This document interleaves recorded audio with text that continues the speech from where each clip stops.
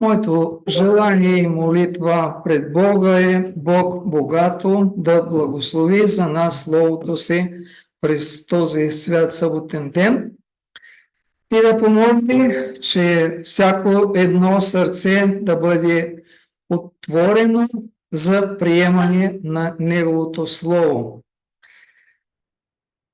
И също да помогне Неговото Слово да донесе плодове за Божието вечно царство.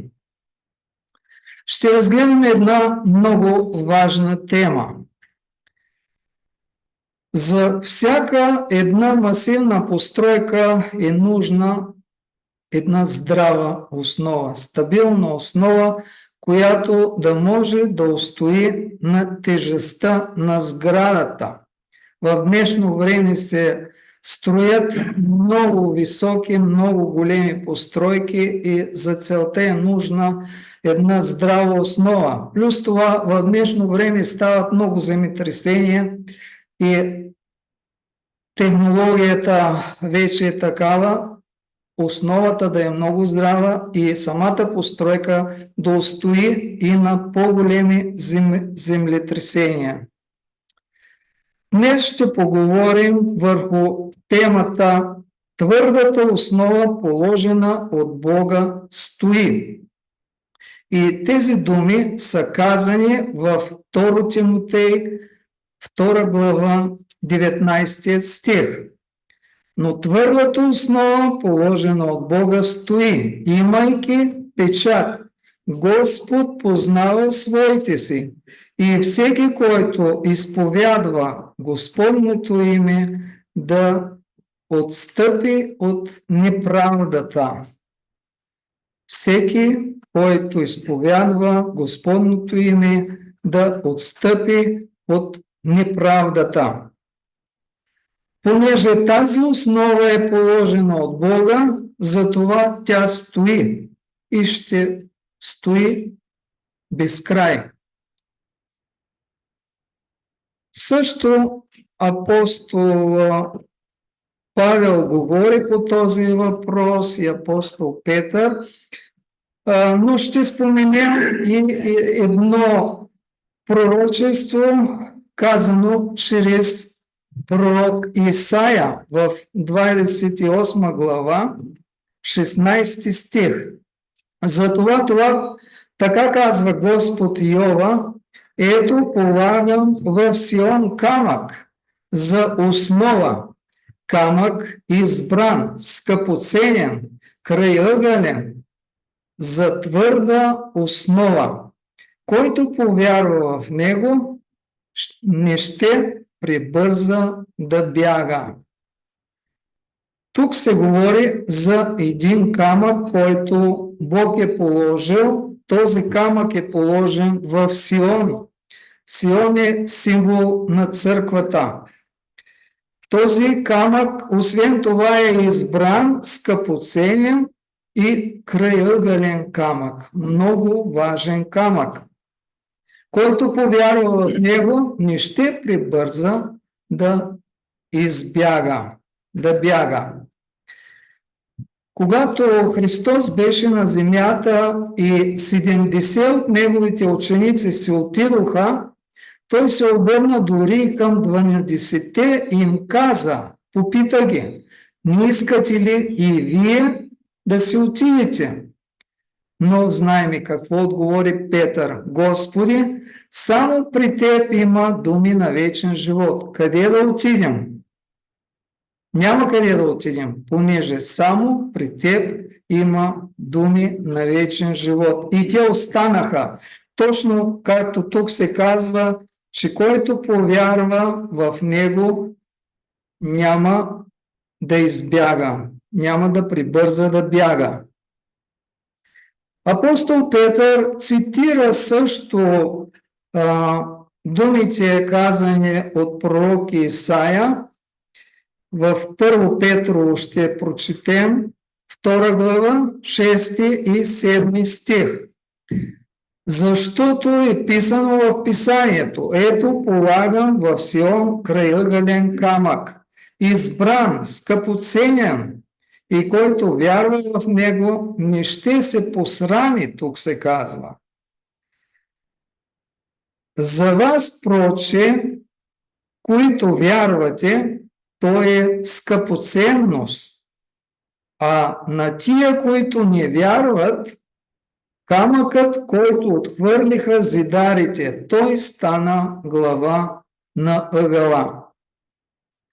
Знаем, че в Стария Завет, когато строяха храма, вторият храм, и имаше един камък, който много пъти го отхвърляха зидарите. И този камък сигурно не е имал външност, не е привличал вниманието на строителите, затова и беше много пъти отхвърлен. Но когато дойде момента да поставят, да положат краегълният камък, основният камък, този камък, който беше много пъти отхвърлен, се казва в Словото, само той единствено устоя на всички изпитания, и на студ, и на жега, на натиск, на всички изпитания, които те използваха на този камък. Само този камък можа да устои. Именно и за това в Словото ни се казва, че този камък е символ на нашия Господ Исус Христос. Само Той устоя всичките бури в този свят, когато Той беше на земята, дойде за да приготви един път за вечното наше спасение. И Той понесе най-големите борби, най-големите трудности, най-големите изпитания и Той не се съкруши. Той устоя. Затова Той стана глава на ъгъла и основният камък, който много пъти беше отхвърлен. Пророчеството се изпълни с голяма точност. Христос израсна като растение из суха земя, се казва в Исаия, 53 глава. По-нататък ще спрем нашите размишления върху словата, казани чрез апостол Павел. Четем в 1 Коринтияни 3 глава 10 и 11 стих. Според дадената ми Божия благодат, като изкусен строител, аз положих основа, а друг гради на нея. Защото никой не може да положи друга основа, освен положената, която е Исус Христос. Ето и чрез апостол Павел тази истина за основата, която е Исус Христос, се потвърждава и апостолът тук казва, че никой не може да положи друга основа. Много са били хората, които са се опитвали да положат друга основа, друга религия, друго учение, която основа не е според Библията. И много право е казано чрез апостола, че никой не може да положи друга основа. Основата на Исус Христос, тя стои вечно и ще пребъдва безкрайно. Четем още и в Римляни 15 глава 20 стих. Обаче имах за цел да проповядвам благовестието така, не там, гдето беше вече известно Христовото име, да не би да градя на чужда основа. Трябва да бъдем много внимателни, обични в Господа. Да не би да започнем да градим на чужда основа. Ние трябва да градим на основата, която е Исус Христос. Не на чужда основа.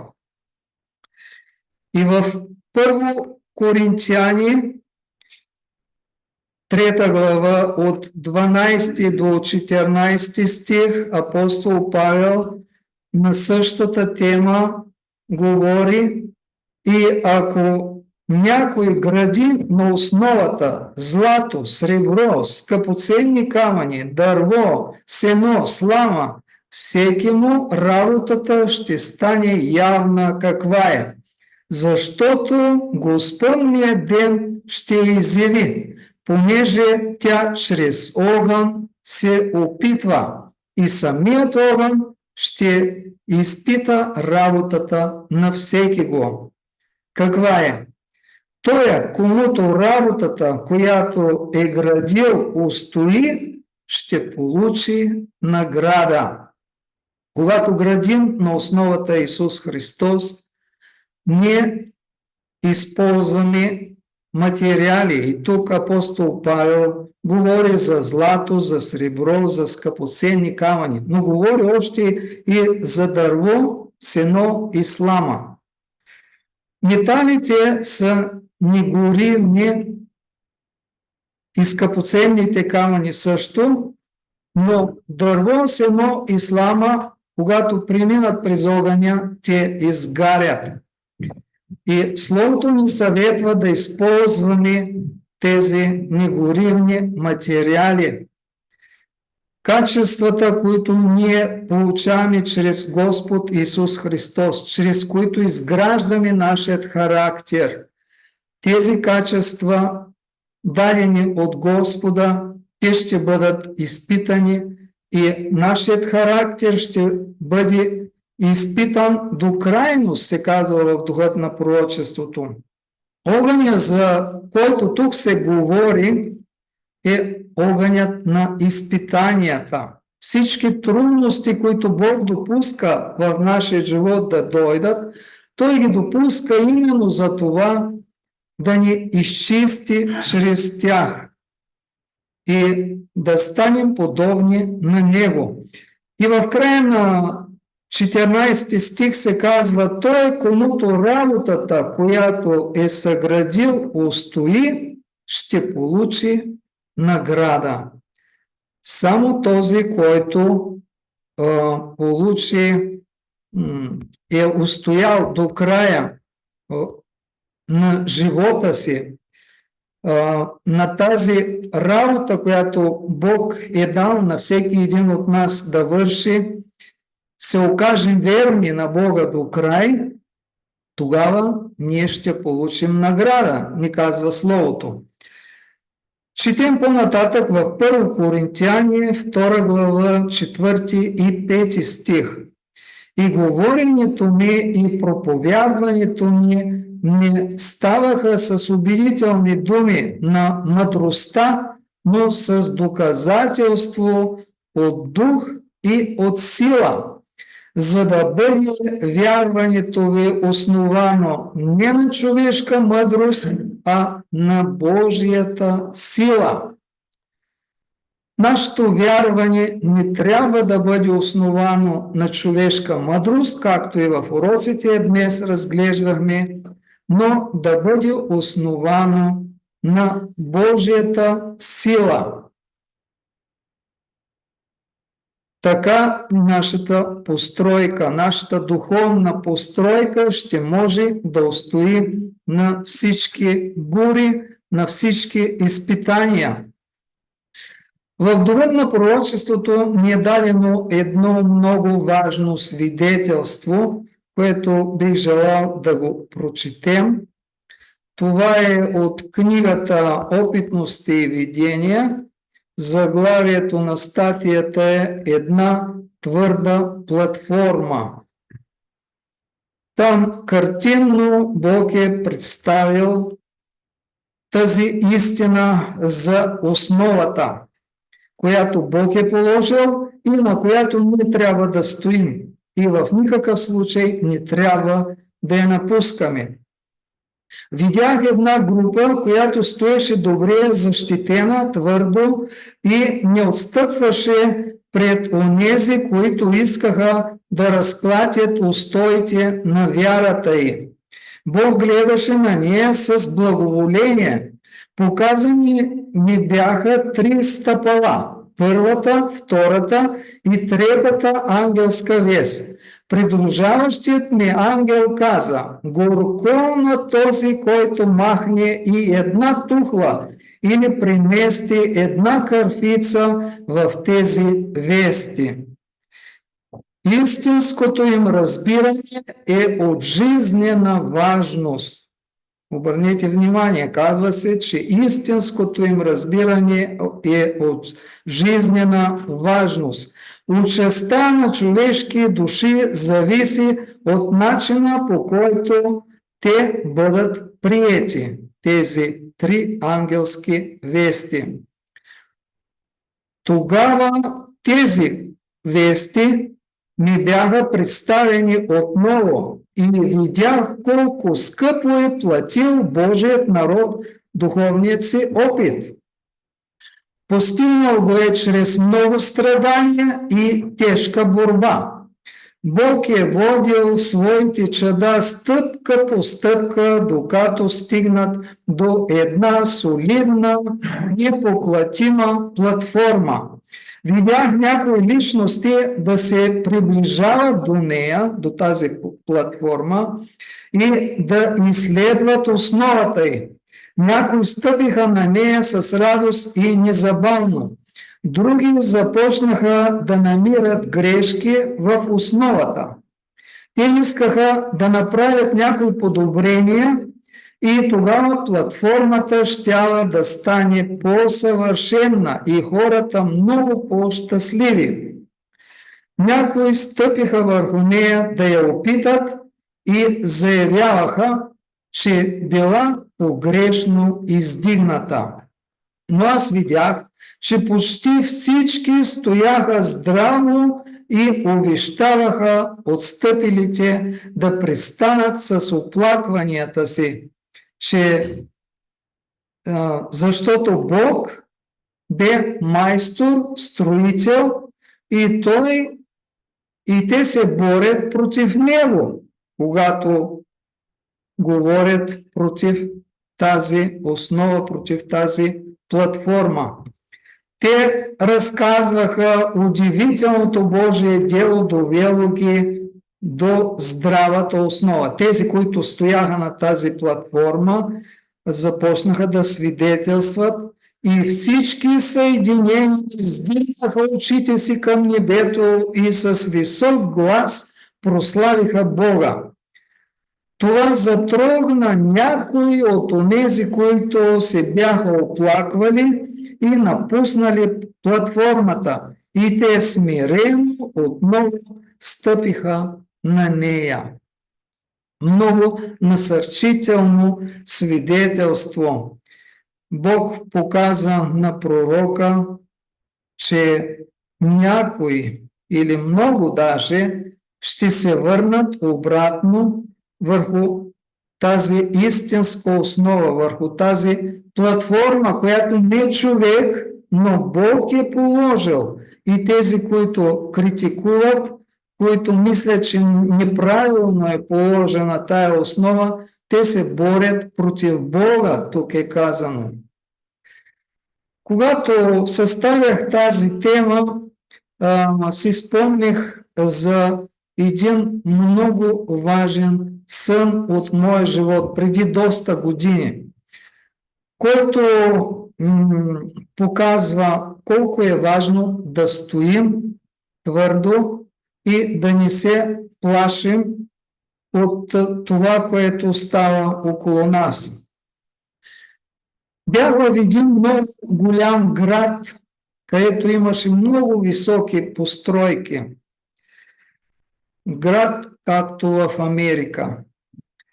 И бях на едно много високо място. На най-високото място в града това беше една кула, която се издигаше много високо над всички тези сгради. И тогава видях в далечината как и едно торнадо се приближава точно към тази кула. И дойде над тази кула и се въртеше с голяма скорост. Тая кула започна да се люлее на всички посоки. В следващия момент аз се изплаших и помислих, че кулата ще падне. Но само след момент дойдоха мисли от Бога, че няма да падне, понеже това е Божията кула. Торнадото беше за известно време над кулата, като че ли съзнателно същество искаше да събори тази кула, но не стана. Кулата се стоеше права и не падна, след което торнадото продължи по-нататък. След като мина тази буря, аз си помислих да сляза, да видя какви повреди има в основата. Слязах, започнах да обикалям тази кула, но видях, че нито една пукнатина няма. Понеже това е Божията кула, това е символ на нашия Господ Исус Христос и Неговата църква. Тялото на Исус е Неговата църква, така учи Свещеното Писание. И жената на агнето, това е Неговата църква. Кулата, която Бог е поставил тук на земята, тя е символ на нашия Господ Исус Христос, в когото ние трябва всекидневно да бъдем, в когото ние трябва да останем. И както вече казах, това е Неговата църква, където ние трябва да се намираме. Само там ние можем да се чувстваме по-сигурни.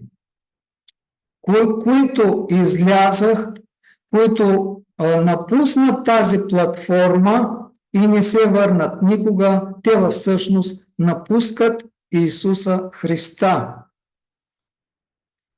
Има едно свидетелство, мисля, че беше в книгата Деяния на апостолите, където се казва по отношение на църквата. И там се казва така, че тя като че ли ще падне, но няма да падне. Защо няма да падне? Защото това е църквата на Бога. Господ си има една църква.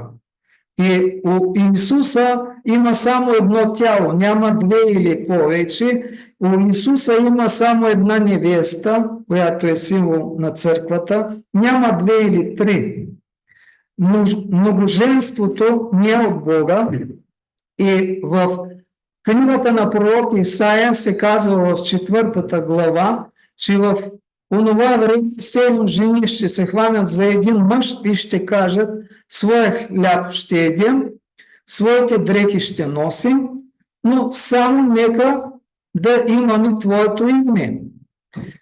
В днешно време тия 7 жени са числото 7, знаем, че е число на пълнота, и не само 7 са неверните църкви, които искат да носят само Христовото име, но да имат своята си храна, своя хляб да ядат и да се обличат със своите дрехи, със своята правда, а не щат хляба, който Господ Исус предлага, и не щат бялата дреха на Неговата правда, която Той предлага.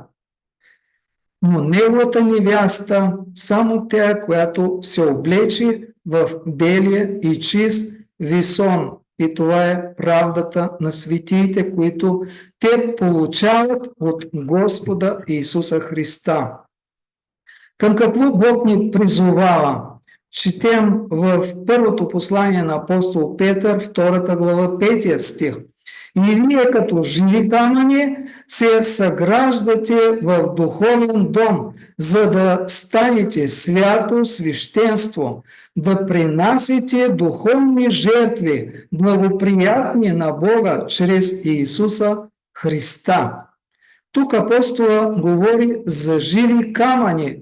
И ние се съграждаме къде? На тази основа, която Бог е положил.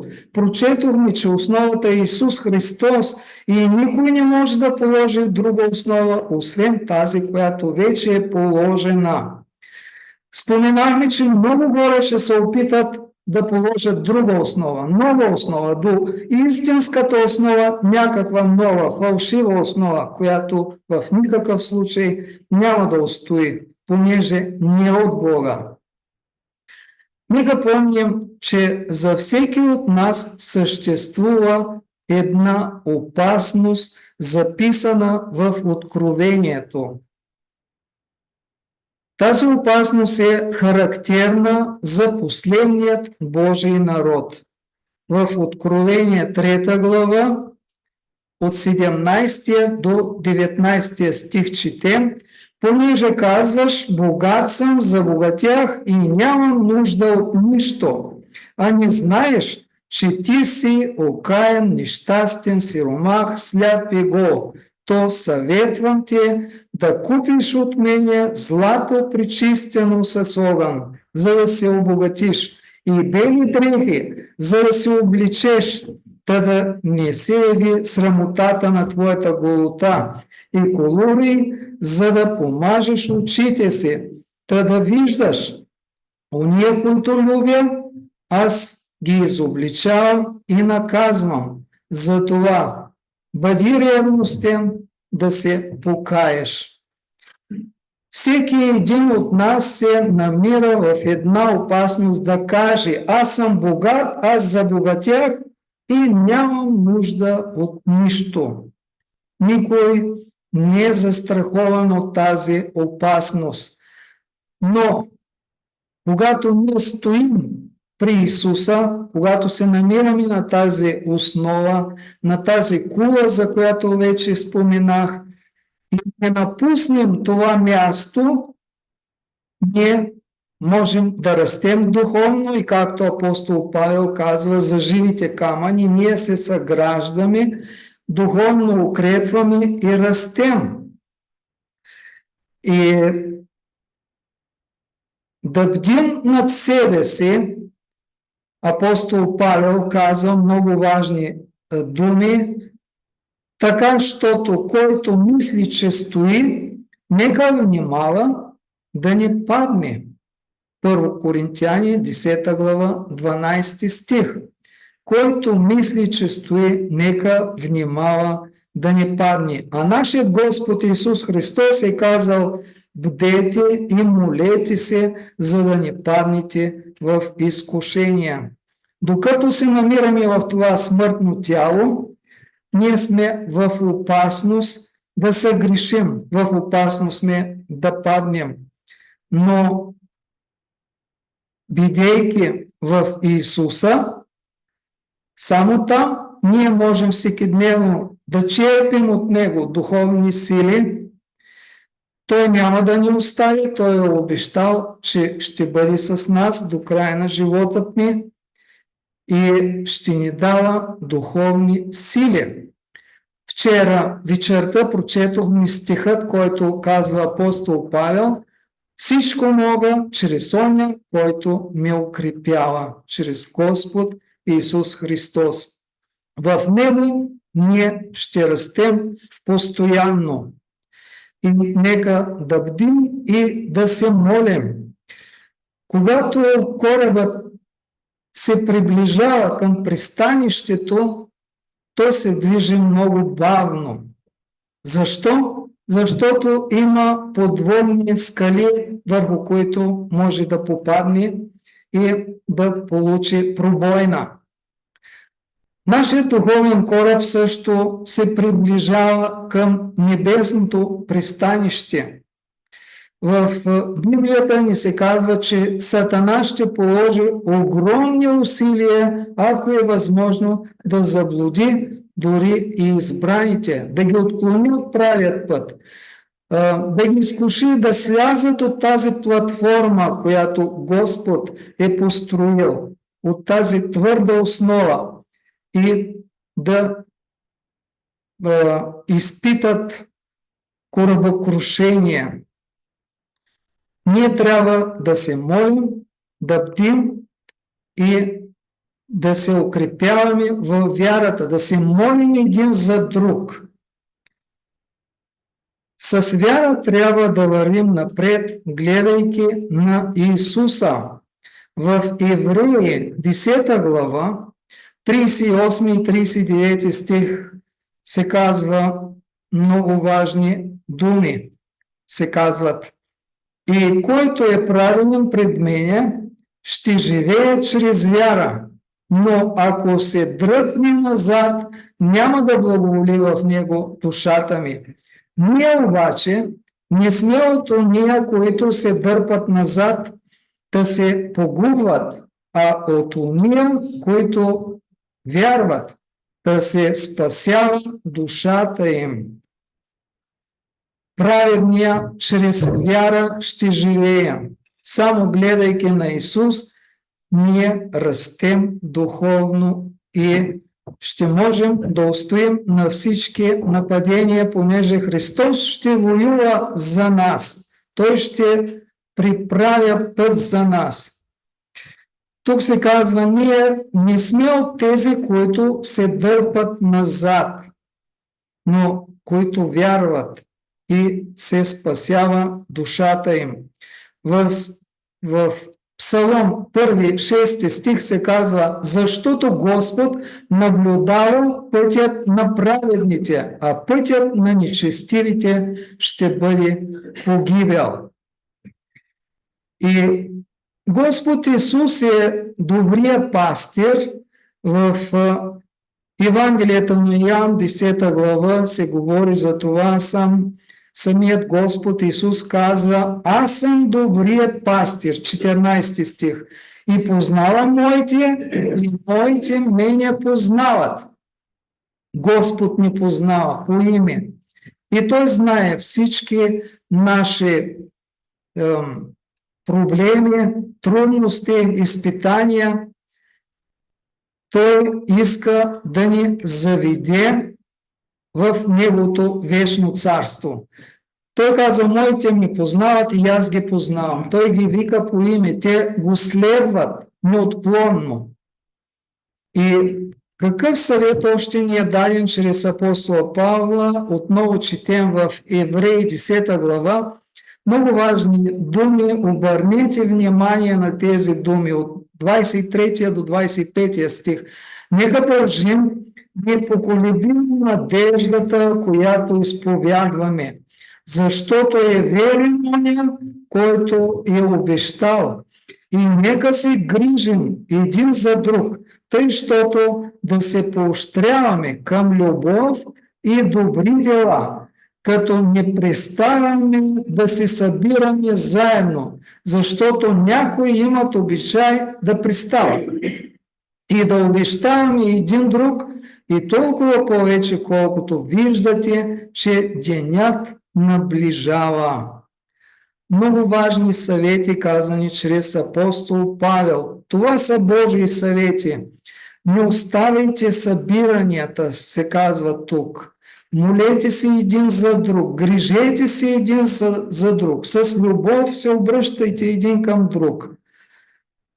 И колкото повече виждаме, че ние наближаваме края на земната история. Всички знаци на времето показват, че много скоро Господ ще дойде. И каква грижа ние трябва да полагаме един за друг, искам да ви дам един нагледен пример. Неотдавна слушах един много интересен случай за близнаци, които се родили преждевременно. Там месец или 2 месеца преждевременно са родили и ги сложили по-отделно в отделни инкубатори. Забелязва, че единия отслабва, със всеки изминат ден състоянието става все по-лошо и по-лошо и вижда, че вече е на умиране. И накрая лекарите решили да говорят с родителите, ако родителите са съгласни, да ги съберат заедно в един инкубатор. Те се съгласили и какъв бил резултата? Здравото дете се сложило ръчичката върху болното, пригърнало го, загряло неговото тяло и веднага положителен резултат се получил. Болното дете започнало постепенно да оздравява и умряло. Какъв урок можем да вземем от това? Колко е важно ние да сме заедно, колко е важно да подадем една ръка на любов, на състрадание към отслабналия човек, който е обесърчен, който е в трудности, в изпитания, да му помогнем, да загреем неговото сърце, да го поканим да дойде, да бъдем заедно. Когато сме заедно, тогава ние сме в безопасност. Именно за това Бог е основал църквата. Тя да бъде свидетел на Бога тук на земята и освен това ние да бъдем защитени от този свят, който отива към погибел. Апостол Павел казва: не напускайте събиранията си. Срещите ни са много важни. Колкото виждаме, че се приближаваме към земната история, толкова повече трябва да се събираме, да се молим един за друг и да си помагаме един на друг.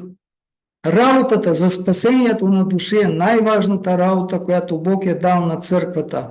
Тази работа не е дадена само на отделни хора, тя е работа на цялата църква. На пророка бяха показани короните, които спасените ще получат в небето. И се казва, че там аз не видях корона без звезда. А вие знаете какво означават тези звезди. Короната, обсипана с звезди, означава, че тази душа, която е получила тая корона, чрез нея много хора са получили спасение. И пророка казва, че корона без звезда в небето аз не видях. Най-малко една душа ние трябва да приведем при Бога, за да получи вечно спасение.